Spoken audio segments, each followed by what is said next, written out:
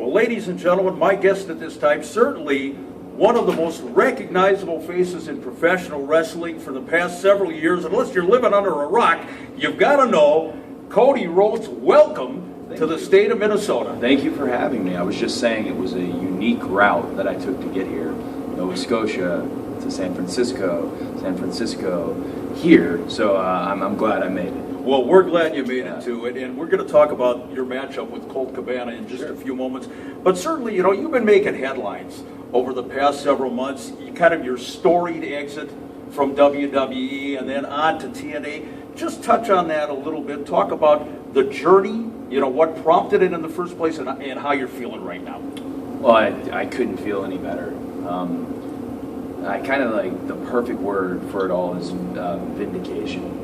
I really felt that at a certain juncture I was doing something beneath myself, and whether that was my fault or whether that was WWE's fault, it was still something that I felt was happening. And to jump into a world I'm not truly familiar with, and then jump into multiple worlds, like, you know, go to TNA, and then my Ring of Honor dates start in December, and then more and more and more. It's like it's really vindicating to feel like, okay, I was right. Took the gamble. I bet on myself, and you know that sounds all like rah, goody two shoes, but when you actually like do it, it feels good. One thing that I would have to say, it's kind of an anomaly a little bit in the world of wrestling when somebody leaves a company like WWE. Sure. You know, you're on top of the world. Generally, it's because somebody else has made the decision for them. In this case, you know, it was you. Yeah, no, because of the lineage I have and being the son of Dusty Rhodes, I'm rather lucky in a sense that it was very easy for me to get a job, and it was probably going to be a job I kept forever for that reason. But that's no reason to stick around. A lot of people work their whole career to get there. I'm blessed to have had the 10 years with them, 2 intercontinental titles, all kinds of just shenanigans and fun, and made friends. But 10 years is a long time to work for anybody. I needed this, you know, no money on earth is worth like your spirit, and my spirit just felt a little broken, and now, I don't know, I was counting earlier, I don't know if this is like the 30-something or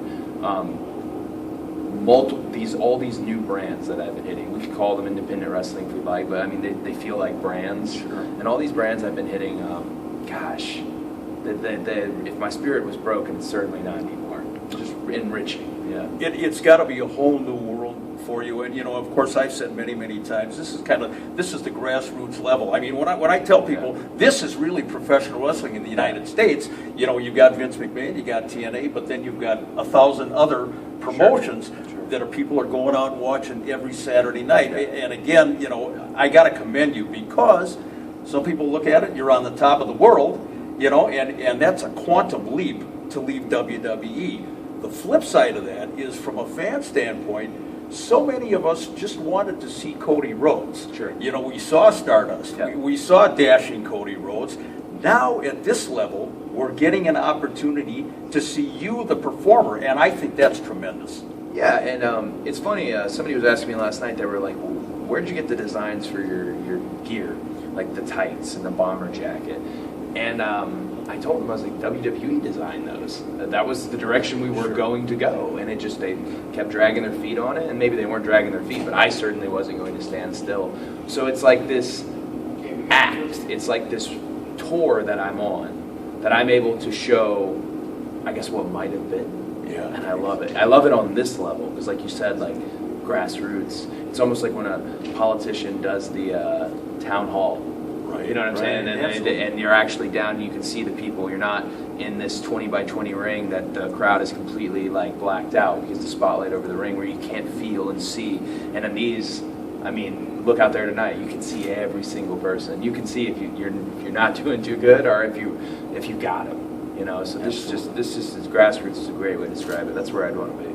I got to tell you, there's so much buzz going around the state of Minnesota about this matchup with Colt Cabana tonight. Yeah. And the reason for that is because the wrestling fans are really astute, and they know when they're going to see a great matchup. They know what you bring to the table, what Colt Cabana brings to the table, without the glitz, without the glamour, and all the extra fluff. Colt's pretty glamorous. Oh, well, yeah, at least in his mind, he's very, very glamorous. But Again, bottom line is people are really looking forward to this matchup tonight. It's been the buzz of this area, and that really is testament to you and to Colt Cabana.